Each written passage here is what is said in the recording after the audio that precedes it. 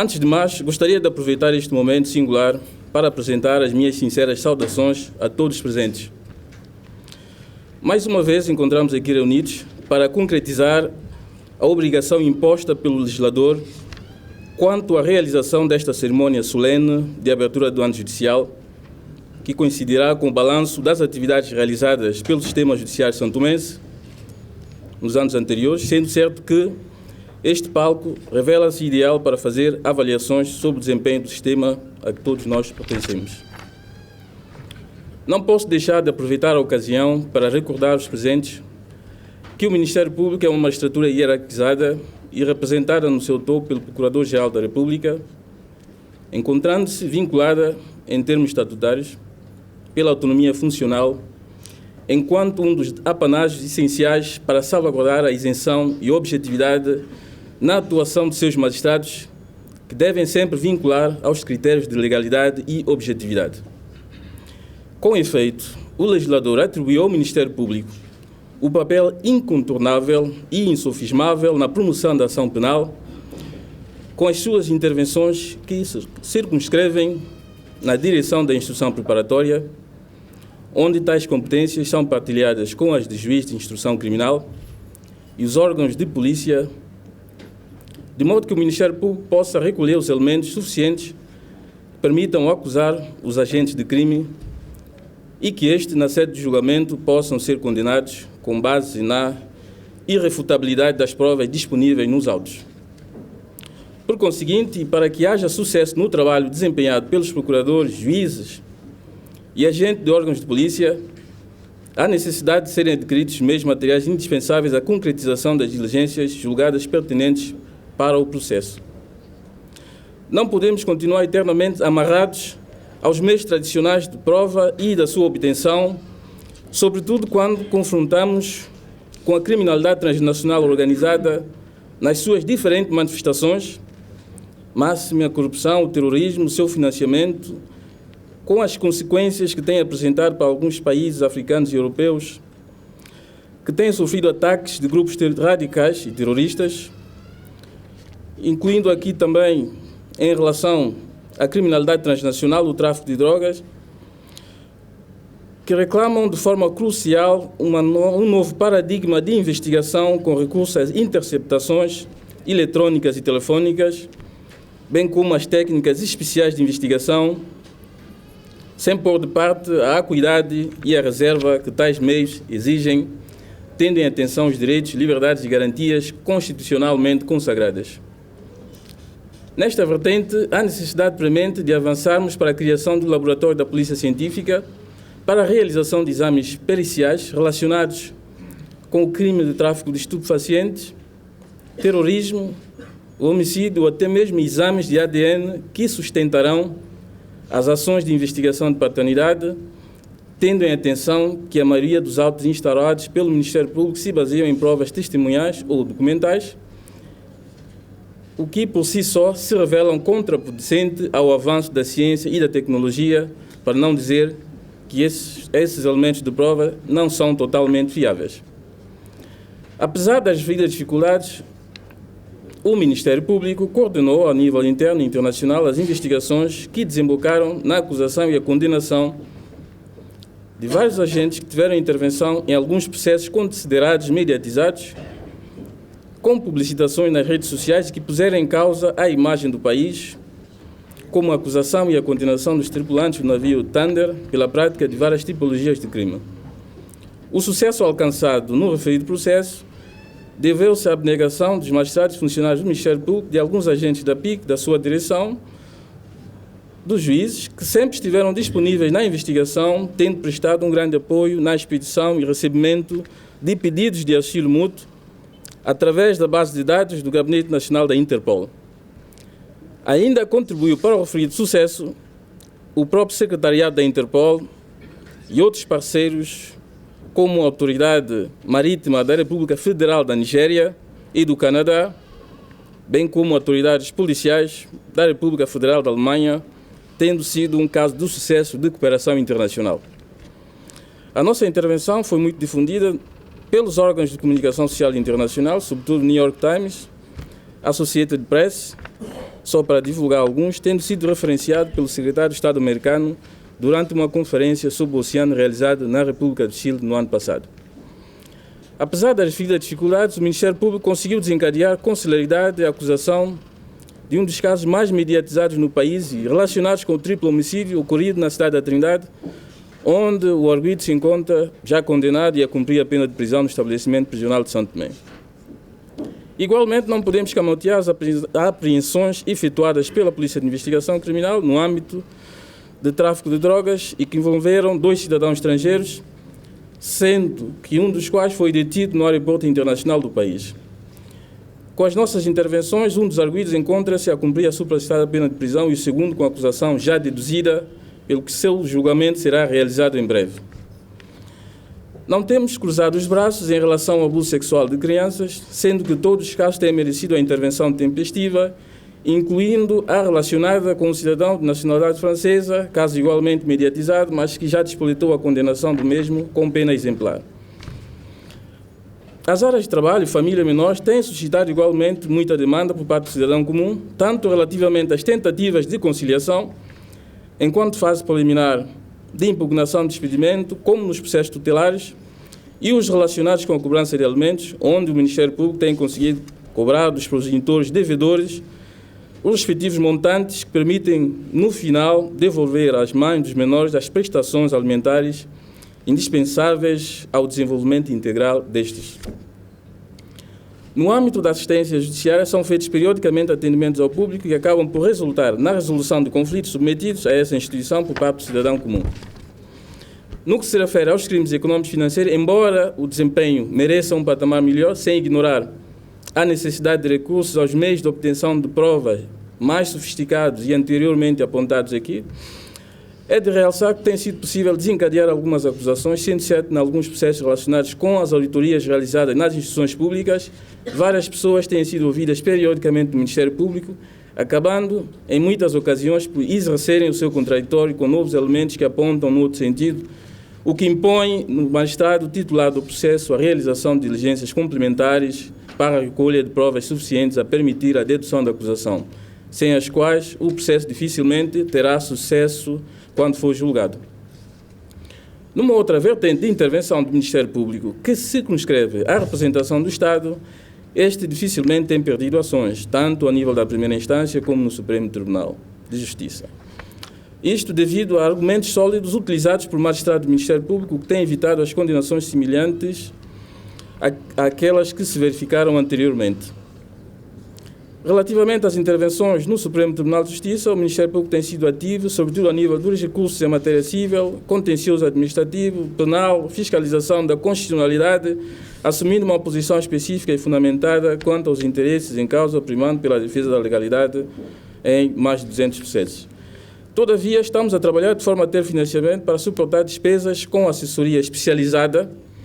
a apoiar os magistrados e agentes dos órgãos da polícia, melhorando assim seus desempenhos. Apesar de termos enviado 2 magistrados para frequentarem o Centro de Estudos Judiciários em 2014, pretendemos ainda este ano aproveitar tal oportunidade para que no futuro o Ministério Público tenha todos os magistrados com formação específica,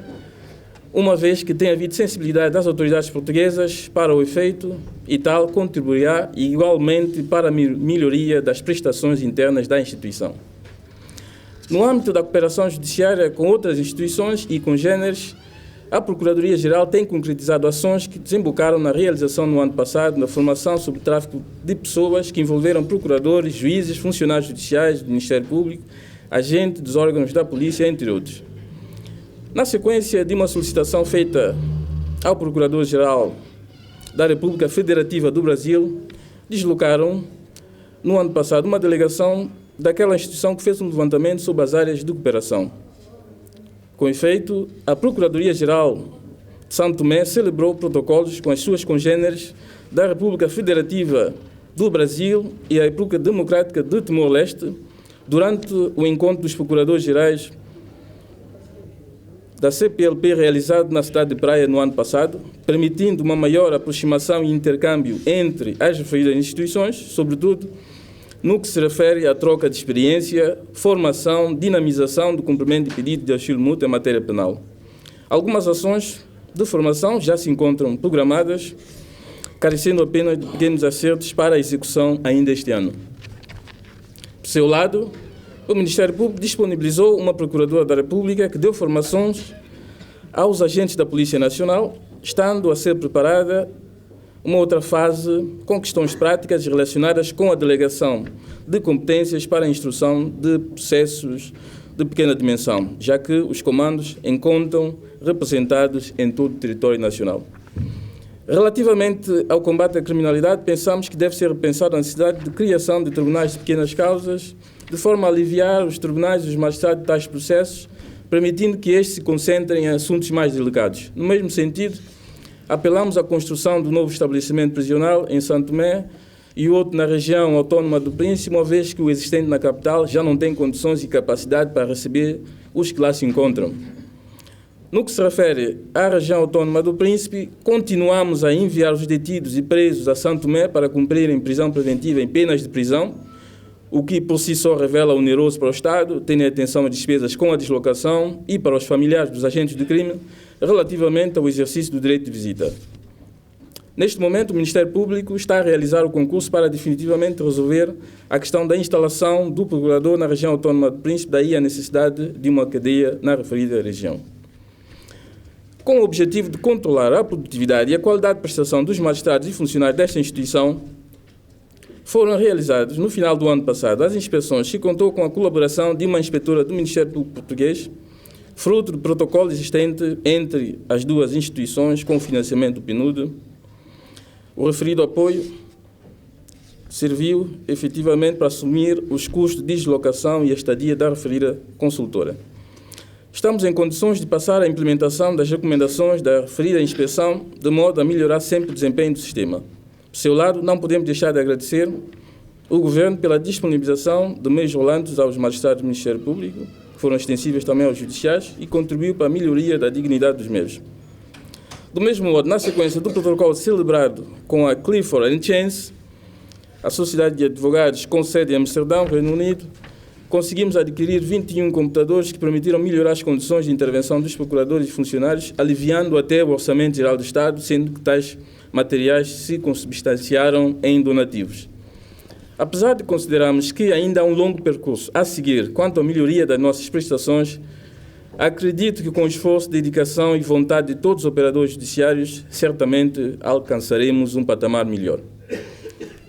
Relativamente aos dados, devo dizer que no ano transado foram deduzidos 86 acusações, 269 também em processos de polícia correcional e 164 arquivamentos.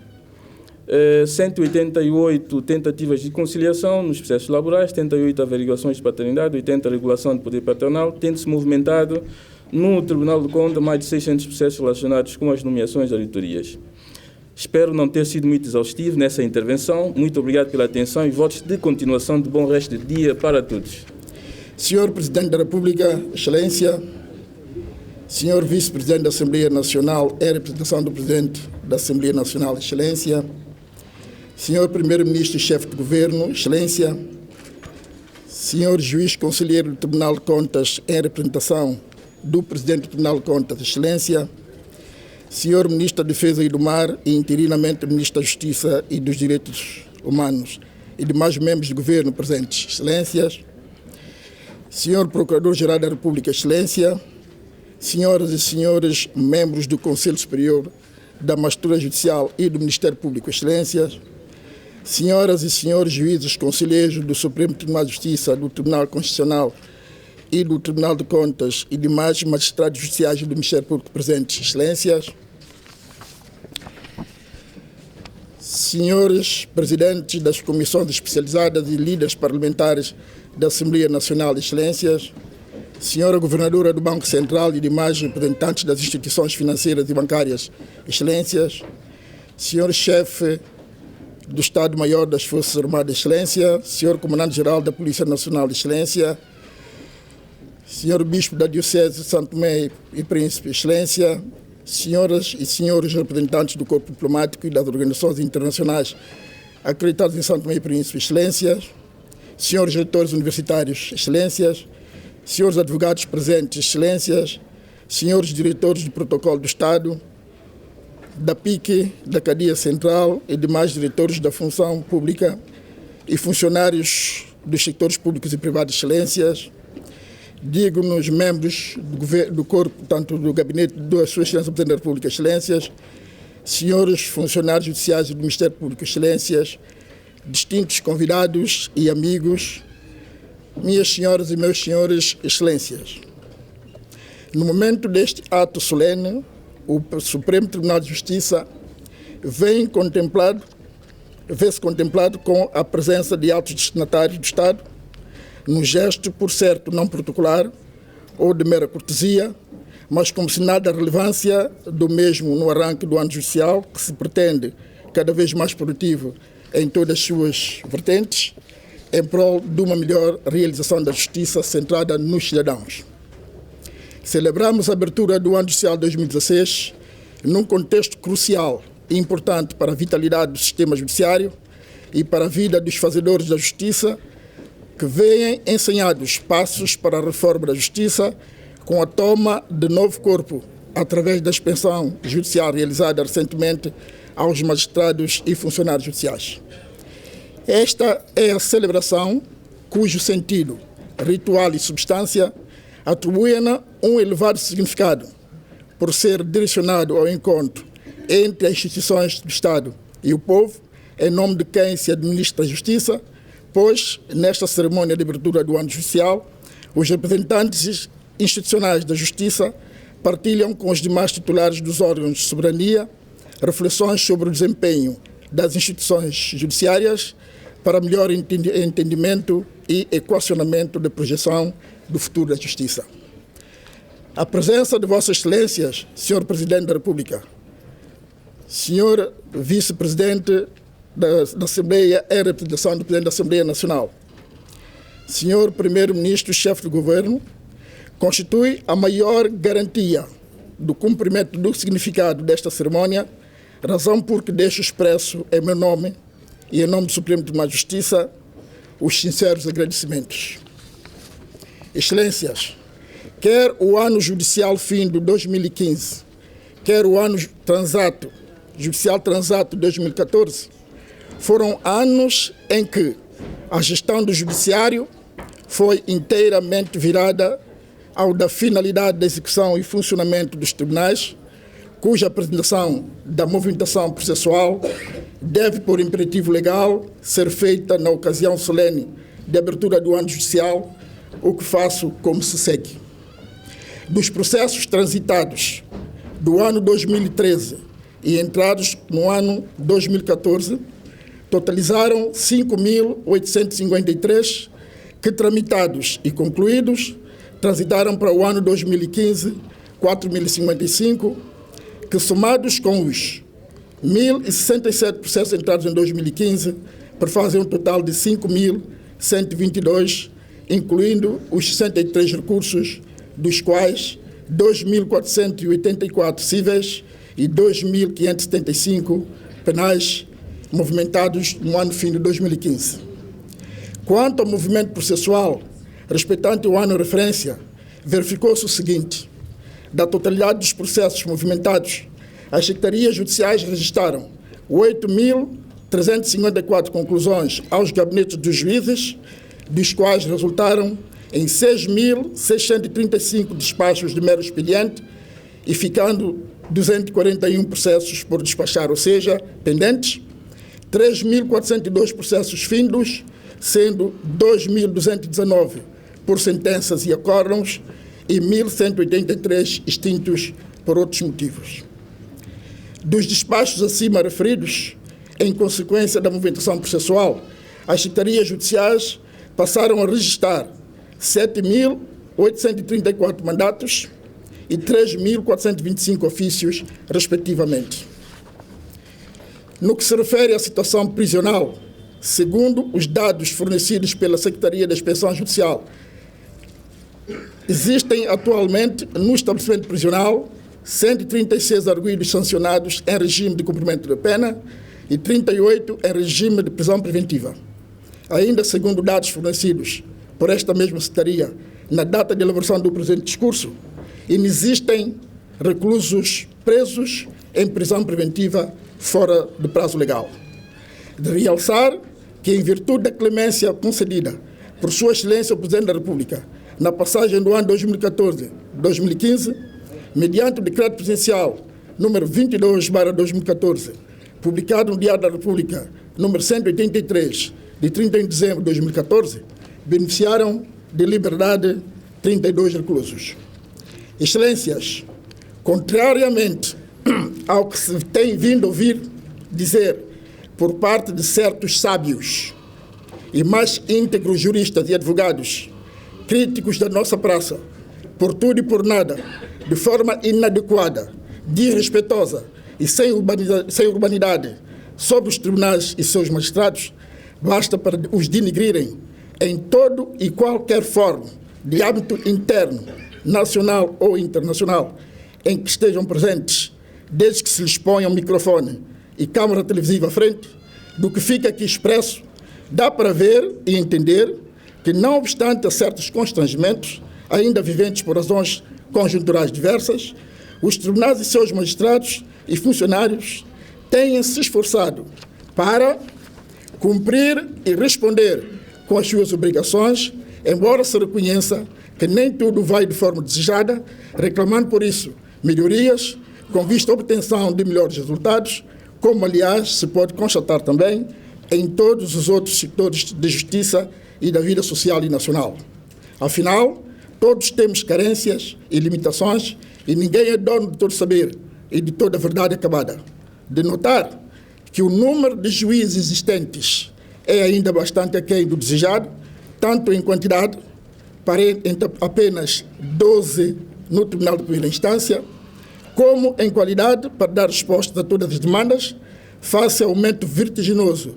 do número de processos que vão entrar nos tribunais, quer crimes, quer cíveis e outras matérias, como podem constatar, daí a necessidade de formação e capacidade permanente desses e de todos os demais operadores de justiça como um dos itens da reforma da justiça. Apenas para recordar que anteriormente a demanda era tão ínfima,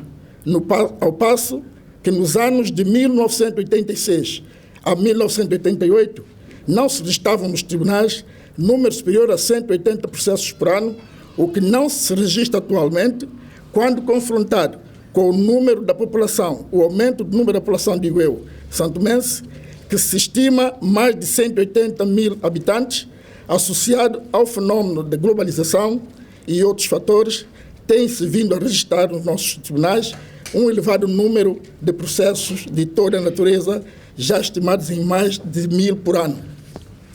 Por falar da reforma da justiça, como já dissera no início do meu discurso,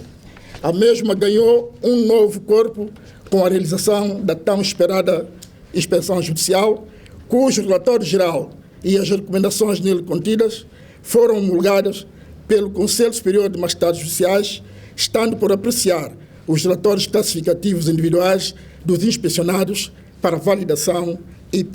trâmites subsequentes. A propósito, posso falar hoje e com propriedade que eu estava certo quando dizia que estávamos abertos à reforma da justiça e à realização da inspeção judicial, pois, ao contrário do que muitos críticos achavam, esta inspeção judicial realizou-se sob o nosso impulso, apadrinhado e acarinhado pelo 16º Governo da República e pelo PNUD, que a tornaram possível, inspeção essa, aprofundada, de cuja ação não se escaparam os juízes de direito e funcionários judiciais, de forma direta, e, de forma indireta, os juízes conselheiros, os magistrados do Ministério Público, os advogados, os agentes policiais e outros operadores de justiça. Afinal, todos com responsabilidade na realização da justiça e obtenção dos resultados. Não receio em dizer, por ser pura verdade, que pessoas interessadas, incluindo certos advogados desmedidamente críticos e descontentes com a atuação de determinados juízes, aproveitaram a sublime oportunidade inspectiva para falarem dos magistrados da forma como quiseram a equipa da inspeção judicial, o que demonstra o nível de abertura e envolvimento democráticos em que se desenrolou ineditamente a referida inspeção e que todos aplaudimos. Estou certo e convicto que com a implementação cabal das recomendações e diretrizes surgidas desta inspeção judicial e remetidas aos destinatários e órgãos competentes, a realização da justiça terá no futuro, uma outra visão, pois tudo se tem hoje feito para que a reclamada reforma da justiça seja uma realidade na República Democrática de São Tomé e Príncipe. Daí que, para o efeito, deve-se contar com o apoio, envolvimento e esforço de todos, sem exceção, e, em especial, com o contributo dos demais órgãos de soberania, de acordo com o âmbito das suas intervenções, maiormente na afetação de melhor orçamento e no melhoramento das condições de trabalho e de vida dos magistrados e funcionários, incluindo meios rolantes, com vista a garantir a plena autonomia administrativa e financeira dos tribunais e sua plena independência, na atualização e adequação da Lei de Base do Sistema Judiciário e dos Estatutos dos Magistrados Judiciais, bem como das leis adjetivas e substantivas, sobretudo cíveis, administrativas, laborais, de família menor, tornando-os mais flexíveis e compatíveis com a realidade e necessidade de São Tomé e Príncipe, assim como o exercício da magistratura de influência em favor dos tribunais. Falando da necessidade de criação do Centro de Formação Jurídica e Judiciária no país, assumindo aqui sinais de menor eficiência e demasiada morosidade processual e a premente necessidade de investir na formação especializada dos magistrados e operadores judiciários, reconhecendo que a organização judiciária de São Tomé e Príncipe carece de uma estrutura de formação dos magistrados judiciais e de estudos judiciários, urge relembrar que o Supremo Tribunal de Justiça e a Universidade de Minho celebraram em abril de 2010 um protocolo de cooperação com vista à instalação em São Tomé e Príncipe de uma Escola Superior de Formação de Magistrados e de Estudos Judiciários, o que, em consequência, a Universidade do Minho acolheu em janeiro de 2011 magistrados judiciais a quem ministrou a formação inicial através da frequência do curso de mestrado de Direito Judiciário e Prática Judiciária nos Tribunais de Braga. Na sequência da celebração do referido protocolo, recebi, em setembro de 2014, a delegação da Universidade do Minho, chefiada pelo magnífico reitor, professor Dr. Antônio Magalhães Cunha. Excelências, assumo dizer, sem receio, que o ano judicial 2015 foi, por diversas razões, um ano de conquistas para os tribunais, pois nele se obteve ganhos. Basta falarmos da aquisição do imóvel para instalar brevemente o Supremo Tribunal de Justiça e Tribunal Constitucional e toda a sua estrutura de forma condigna, cujas obras de remodelação tiveram seu início há dias, a cargo da empresa SMC Limitada, vencedora do concurso realizado para o efeito da referida realização da inspeção judicial, da aquisição de alguns meios, materiais e equipamentos indispensáveis ao funcionamento dos serviços, sem nos esquecermos dos meios rolantes disponibilizados a grande parte dos juízes do Tribunal de Primeira Instância que as aguardavam há algum tempo, da realização exitosa do 4º Congresso de Direito de Língua Portuguesa. Daí os meus agradecimentos a todos quantos tornaram possível esses ganhos e realizações, nomeadamente o Governo na pessoa do seu Primeiro-Ministro, o PNUD na pessoa do seu representante, o Conselho Superior da Magistratura Portuguesa, que fez chegar os inspetores portugueses a São Tomé e Príncipe para assessorar a nossa inspeção judicial, a inspeção judicial santomense na pessoa do nosso conselheiro inspetor, o nosso Conselho Superior de Magistrados Judiciais e, por último, a Embaixada da China a Taiwan na pessoa do seu embaixador, que quero manifestar e deixar aqui bem sublinhados. Embora já se tenha ouvido falar de todas as formas por pessoas mal informadas sobre a aquisição do imóvel atrás referido, suponho ser o momento ideal para, em breves linhas, esclarecer o seguinte à opinião pública sobre o assunto de referência, como se segue. Por minha iniciativa, enquanto Presidente do Supremo Tribunal de Justiça e do Tribunal Constitucional, foi remetido em 30 de dezembro de 2014 a Sua Excelência, o Primeiro-Ministro e Chefe de Governo, um expediente intitulado Instalação do Supremo Tribunal de Justiça no novo edifício, solicitando diligências para aquisição do imóvel onde se encontrava instalada a Galeria RZ, mobiliário, decoração, testelar, pertencente por escritura pública de compra e venda à senhora Naida Youssef Safiedine, esposa do senhor Rami Ali Zayat, posto à venda. Em 27 de janeiro de 2015, foi submetido à Sua Excelência, o Primeiro-Ministro e Chefe de Governo, um outro expediente intitulado Opção de Aquisição do Imóvel para a Instalação do Supremo Tribunal de Justiça, que recaiu no imóvel da Galeria RZ, em detrimento do imóvel sugerido pelo Banco Internacional de São Tomé e Príncipe, numa reunião exploratória realizada em 22 de janeiro de 2015, com o objetivo de se obter financiamento para a compra do imóvel em referência, já que não dispunham de orçamento próprio para o efeito, em que estiveram presentes eu, Presidente do Supremo Tribunal de Justiça e Tribunal Constitucional, o Ministro da Justiça, o Ministro o Ministro das Finanças e da Administração Pública e os mais altos representantes do Conselho de Administração do BISP. Portanto, tínhamos em mão 12 imóveis em proposta e não apenas um, como se tem propalado. Para avaliação criteriosa do optado imóvel, foi o BISP quem contactou uma equipa de avaliação isenta que procedeu à avaliação do referido imóvel, cujo relatório conclusivo data de 10 de março de 2015 e remetido ao Sr. Ministro das Finanças e da Administração Pública pelo Conselho de Administração do BISP em 31 de março de 2015, manifestando a sua disponibilidade para financiar tal compra a favor do Supremo Tribunal, desde que fossem cumpridas determinadas condições, tais como aval do Estado, não oposição do Tribunal de Contas, indicação da conta do Estado no BISP, onde serão debitadas as prestações mensais,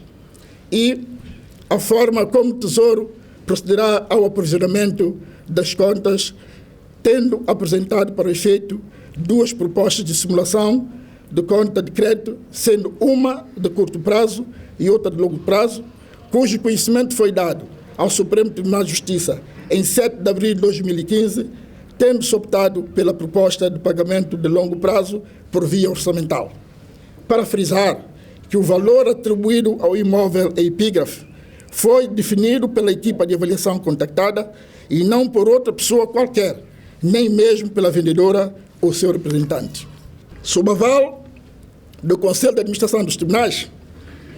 foi assinado em 14 de maio de 2015 o contrato de promessa de compra e venda entre a prominente vendedora, representada pelo seu marido, e o prominente comprador, representado pela diretora da Direção Administrativa e Financeira dos Tribunais Judiciais, que veio a tornar-se em definitivo em 2 de julho de 2015, com visto do Tribunal de Contas, após atendimento de todas as solicitações feitas por este Tribunal. Posto isto, e após o Governo ter cumprido com todas as outras exigências feitas pelo BISP, foi assinado o contrato de mútuo em 22 de julho de 2015 entre o Supremo Tribunal de Justiça e o Banco Internacional de São Tomé e Príncipe, tendo culminado com a entrega e a recepção das chaves do referido imóvel em 30 de julho de 2015. Como podem ver, o processo foi todo ele transparente e seguro, pois ninguém, nem mesmo o BISP, jamais envolveria financiando uma operação desta envergadura se não fosse por um processo idôneo, legal e sério. O contrato de compra e venda foi realizado entre pessoas certas, idôneas e legítimas, e não entre pessoas, como se tem pretendido deixar transparecer algures. A aquisição do edifício para o funcionamento dos tribunais é da responsabilidade do Estado, visto no artigo 90º da Lei 7/2010, Lei Base do Sistema Judiciário, sendo também a instalação do Supremo Tribunal de Justiça um encargo direto do Estado. E se observarmos o que emana do artigo 91º da citada lei, no seu número 1, os encargos com a reparação, remodelação ou construção de edifícios destinados à instalação dos tribunais judiciais de primeira instância são suportados pelo Estado através dos respectivos orçamentos gerais. Daí que a aquisição do imóvel pelo Estado ao Supremo Tribunal de Justiça significou cumprir com uma emanação legal e que todos deveriam aplaudir e não contestar. Tanto mais que o atual edifício já data de era colonial e, como tal, obsoleto na estrutura e instalações elétricas,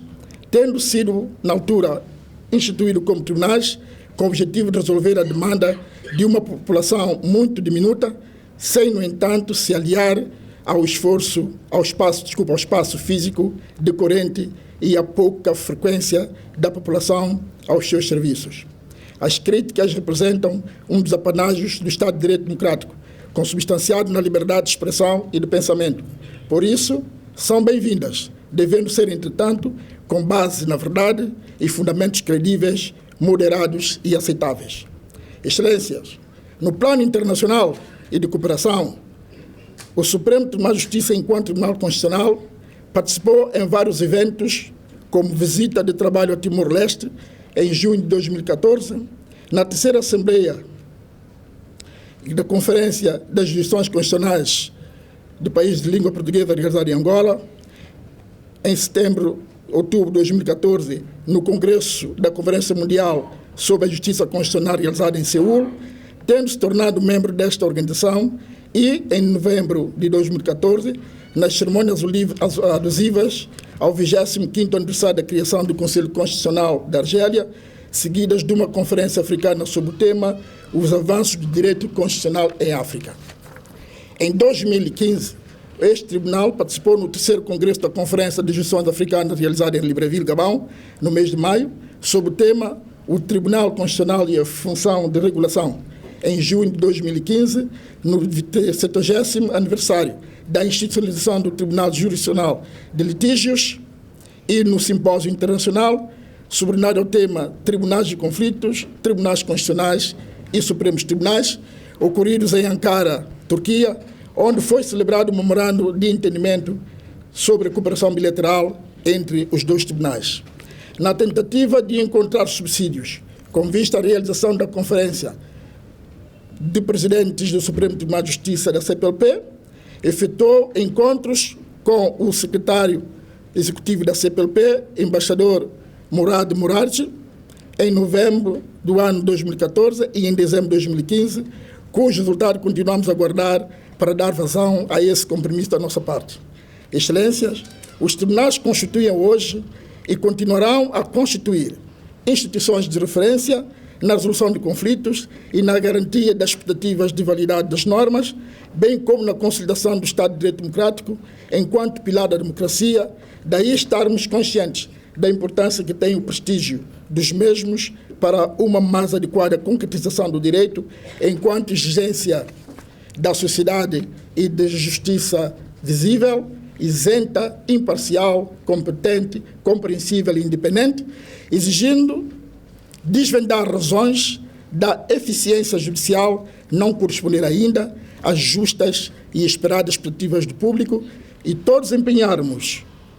na resolução de constrangimentos, removendo as causas fundamentais da sua existência, cuja remoção fala corresponder aos anseios da população. A função jurisdicional consiste em assegurar a defesa dos direitos e dos interesses legalmente protegidos dos cidadãos e das pessoas coletivas, reprimir a violação da legalidade e dirimir os conflitos de interesses públicos e privados, constituindo a garantia das expectativas da validade das normas e contribuindo para a estabilidade e o desenvolvimento de toda a sociedade. Tal como disseram na abertura do ano judicial 2014, a independência dos tribunais e dos juízes deve ser salvaguardada. Por isso, no exercício da nobre função de julgar, a lei estabelece mecanismos de proteção dos juízes, tais como a não sujeição desses a ordens ou instruções, a inamovibilidade, a exclusividade e a irresponsabilidade pelas decisões por eles tomadas, obrigando-os a ser independentes, imparciais e isentos na sua atuação e não só na imposição e reposição da legalidade. Como garantia da independência dos tribunais, são estes dotados de autonomia administrativa e financeira, dispondo de orçamentos próprios, destinados a suportar as despesas com os respectivos quadros dos magistrados e funcionários que lhes são afetos, bem como as demais despesas correntes e de capitais necessários ao exercício das suas competências, sendo o seu orçamento financiado pelo Orçamento Geral do Estado e por receitas próprias constituídas pelos fundos dos cofres dos tribunais, pelos saldos de gerência do ano anterior e ainda quaisquer outras receitas que lhes sejam atribuídas por lei. O sucesso da justiça, de uma forma geral, depende da existência de magistrados e advogados fortes, capazes e coerentes, sendo que o êxito da justiça penal depende da boa instrução criminal, com a junção de provas materiais credíveis e em tempo, e, enquanto isso, o êxito da justiça civil depende da boa intervenção dos advogados, a começar pela apresentação das petições iniciais e outras peças processuais simplificadas, objetivas e atendíveis, assentadas em factos e provas reais, sustentadas por normas jurídicas correspondentes e não contraditórias com a causa de pedir. O Poder Judicial é um dos poderes soberanos do Estado, devendo a justiça em São Tomé e Príncipe continuar a merecer contributos de todos e a vários níveis para que se possa encontrar e trilhar um outro novo caminho. O Supremo Tribunal de Justiça, enquanto Tribunal Constitucional, tem exercido de forma exemplar as suas atribuições referentes à administração da justiça em matéria de natureza jurídica ou constitucional, cujas decisões devem e têm sido acatadas por todos, pelo facto das mesmas serem de caráter obrigatório para todas as entidades públicas e privadas e prevalecerem sobre as de quaisquer outras autoridades, tal como decorre do artigo 122, número 2 da Constituição da República e do artigo 8º da Lei de Base do Sistema Judiciário. Nos períodos eleitorais, este Tribunal tem também exercido prestimosamente as suas atribuições, verificando e validando os atos eleitorais, estando, por isso, preparados para as eleições presidenciais previstas para o ano 2016. Quanto às relações institucionais entre os tribunais e os demais órgãos do Estado, pode-se considerar boas no respeito pelo princípio de separação de poderes, embora se reconheça que, pela natureza de determinados órgãos serem mais facilitadas entre uns e outros, sem qualquer relação de subordinação, dependência ou de mando entre os mesmos. Vale sempre a regra simples de boa convivência entre os órgãos e, consequentemente, entre as pessoas que os representam. Entre os operadores de justiça, é digno de realce as relações entre os tribunais e o Ministério Público e a Ordem dos Advogados e, consequentemente, entre os respectivos representantes. Excelências, ao terminar, faço com uma palavra de esperança que consigamos todos em conjunto encontrar as melhores soluções para enfrentar os problemas relacionados com a administração da justiça, colhendo a aprendizagem através da partilha de experiências e intercâmbios com as instituições judiciárias congêneres dos diversos países e territórios de língua portuguesa, nos possam proporcionar e percepção de práticas mais evoluídas de resolução dos litígios. Sócrates disse 3 coisas que devem ser feitas por um juiz: ouvir atentamente, considerar sobriamente e decidir imparcialmente. E parafraseando um colega meu, presidente do Supremo Tribunal de Justiça, o juiz sabe que é o guardador das liberdades e o último recurso na garantia dos direitos dos que não tenham outros recursos, mas transporta hoje consigo o sentimento amargo de que o mundo e até a lei não têm a magia que lhe permita cumprir, no todo, o projeto do seu ideal. Sob esta reserva do possível, vamos enfrentar este ano 2016 com coragem, a força das nossas convicções e o sentido de serviço em favor da justiça e dos cidadãos de São Tomé e Príncipe. Muito obrigado pela vossa atenção. Tenho dito. Senhor Primeiro-Ministro e chefe do Governo, Senhor Presidente do Supremo Tribunal de Justiça, Senhor Procurador-Geral da República, Senhor Juiz Conselheiro, representante do Presidente do Tribunal de Contas,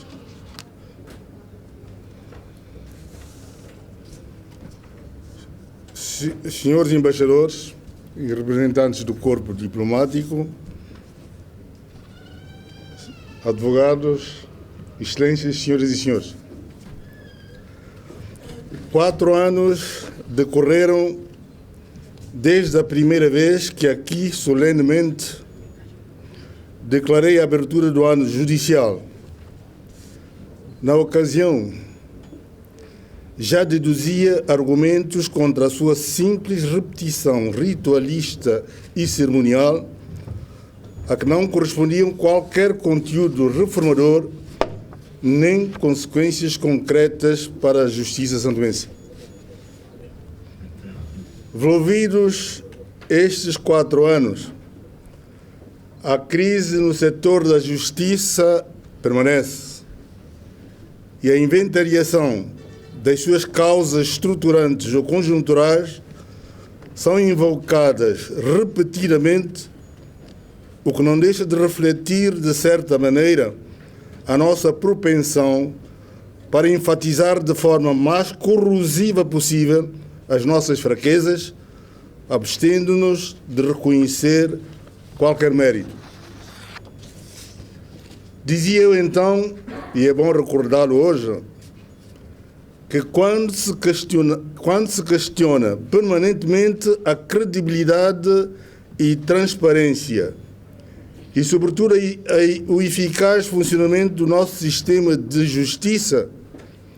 fica irremediavelmente comprometida a relação de confiança entre os cidadãos em geral e o Estado, fica em crise o rigor e a segurança do comércio jurídico para os diversos agentes econômicos, tudo com um impacto profundamente negativo na confiança entre os parceiros internacionais e santomenses. Desde então, para além das incursões sempre desgastantes e repetitivas aos problemas do nosso sistema judiciário, temos de destacar e reconhecer apenas a parceria produtiva entre o Governo, os tribunais e o Ministério Público, que permitiu a realização das inspeções judiciais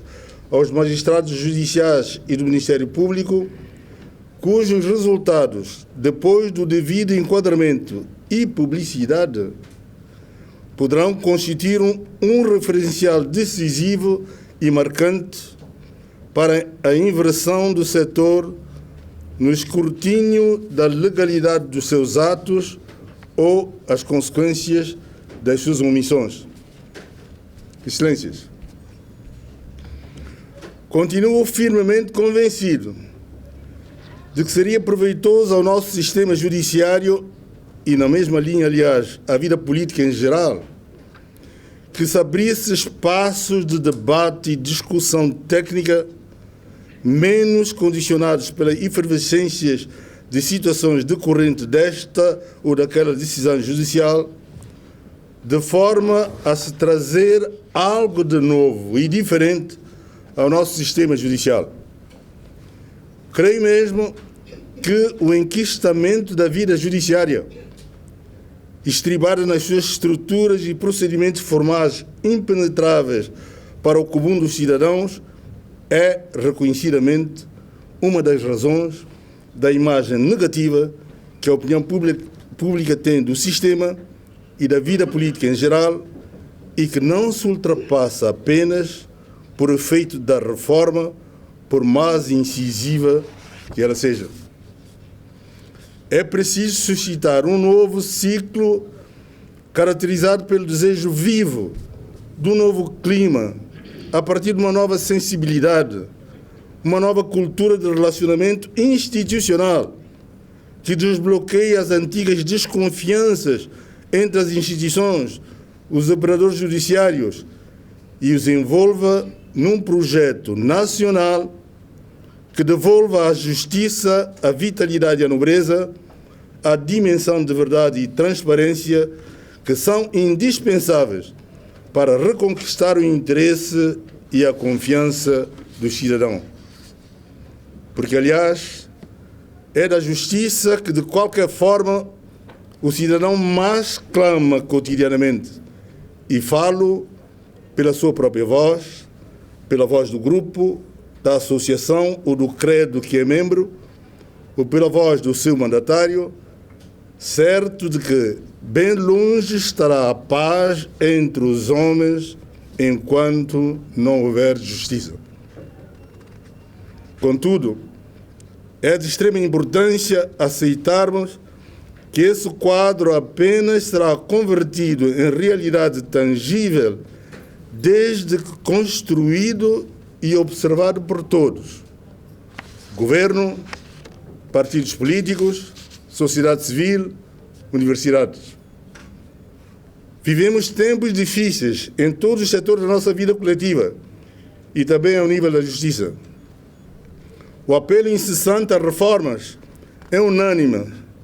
e não discernimos significativas reações contrárias. Entretanto, essa reforma tem que se traduzir em projetos concretos que contenham metas, sejam calendarizados, quantificados e que permitam a monitorização por equipas técnicas especializadas e por órgãos competentes das nossas magistraturas. É de todos sabido que os meios ao dispor das diferentes polícias são manifestamente insuficientes perante a complexidade e grau de sofisticação que assume nos dias de hoje a criminalidade, sobretudo os crimes de natureza econômica, geralmente classificados de colarinho branco. Só atendendo a esses pressupostos se poderão vir a resolver, num quadro de inevitável e profunda reforma, os problemas da produtividade, da transparência, da eficiência e da eficácia do setor da justiça, rompendo com o inusitado pacto do apedrejamento recorrente que prodigalizamos a vários níveis, manetando, de certa forma, com o nosso reiterado pessimismo, a possibilidade de sucesso de projetos reformadores. Se a necessidade de reforma é por todos assumida, o que falta? Vencer os interesses instalados através da vontade política coletiva. Hoje, assiste-se a uma certa tendência para que conflitos de natureza política sejam dirimidos nos tribunais, abrindo assim flancos para que os operadores judiciais sintam a tentação de interferir na vida política. É verdade que essa tendência nos dias que correm é mundial e representa um sério risco do colapso para o sistema democrático. Por essa razão, devemos tudo fazer para afastar o risco da politização da justiça. Por outro lado, é absolutamente fundamental que os operadores da comunicação social não percam de vista que o tempo da justiça e o tempo da comunicação social são diametralmente opostos, pois enquanto um analisa factos superficialmente para produzir notícias a quente e algumas vezes sensacionalistas, o outro precisa de tempo para investigar profundamente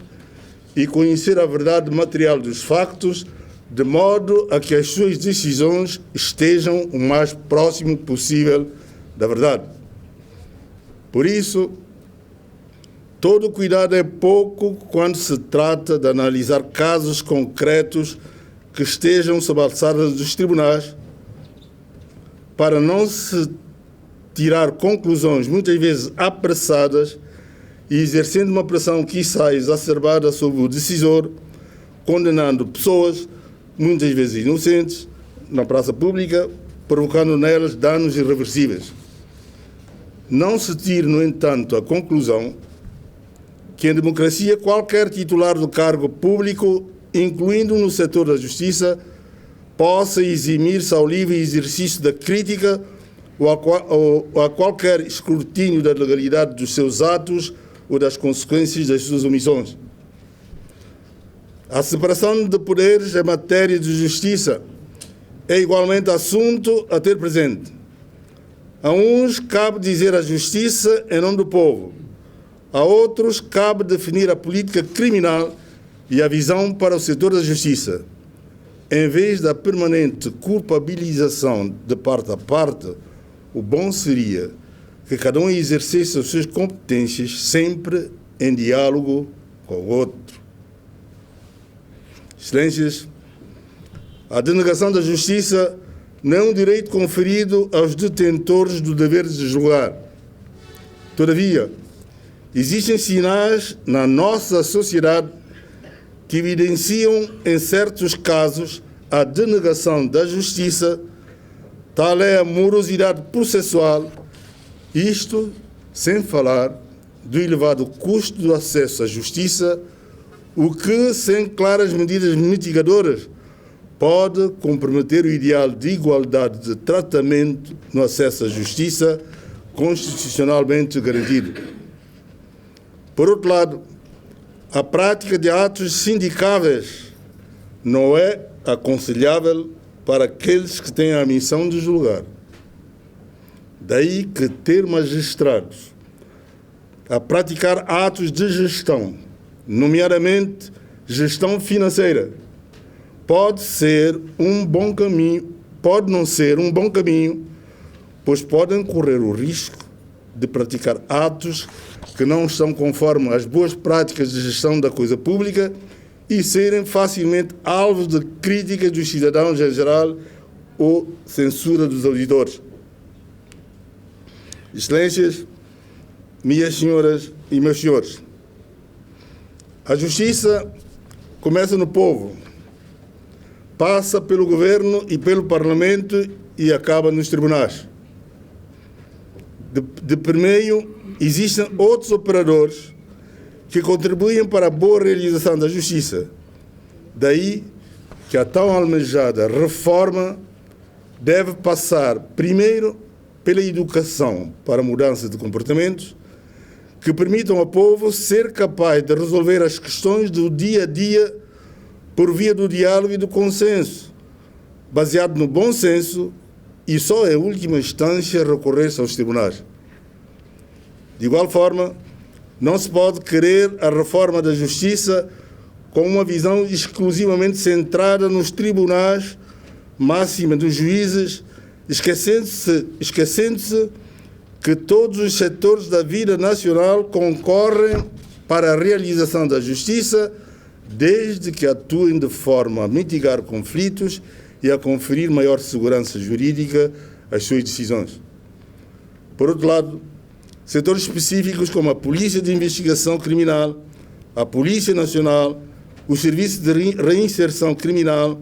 os diversos registros, principalmente os referentes à propriedade, os notários, têm de produzir atos impolutos. Só assim podemos inverter a onda de reclamações que recaem sobre o setor da justiça e conferir maior segurança aos operadores comerciais no seu tráfico jurídico diário. Senhoras e senhores, estou convencido que com o contributo e profissionalismo de todos os que, com espírito de missão, se dedicam a esta causa nacional que é a justiça, com muito trabalho, com rigor e disciplina, é possível continuar a potenciar os ganhos já alcançados e alavancar de uma vez por todas a tão reclamada mudança que contribui para um país mais livre e uma sociedade mais justa. Ao terminar esta minha última intervenção na abertura do ano judicial, quero dirigir uma saudação especial a todos os operadores judiciários, magistrados judiciais e do Ministério Público, advogados, solicitadores, oficiais de justiça e demais funcionários, que, não obstante as vicissitudes, diariamente se dedicam com galhardia a este imperativo constitucional e social de administrar a justiça em nome do povo. Quero, neste ato solene, apelar ao vosso sentido de responsabilidade e desejar-vos bom trabalho e sucesso no desempenho da vossa missão, já que de vosso desempenho e dedicação dependerá a persecução deste desiderato sublime da nação santomense, a saber, o de dizer a justiça em condições reais e não em condições desejáveis. Declaro aberto o ano judicial e muito obrigado pela vossa atenção.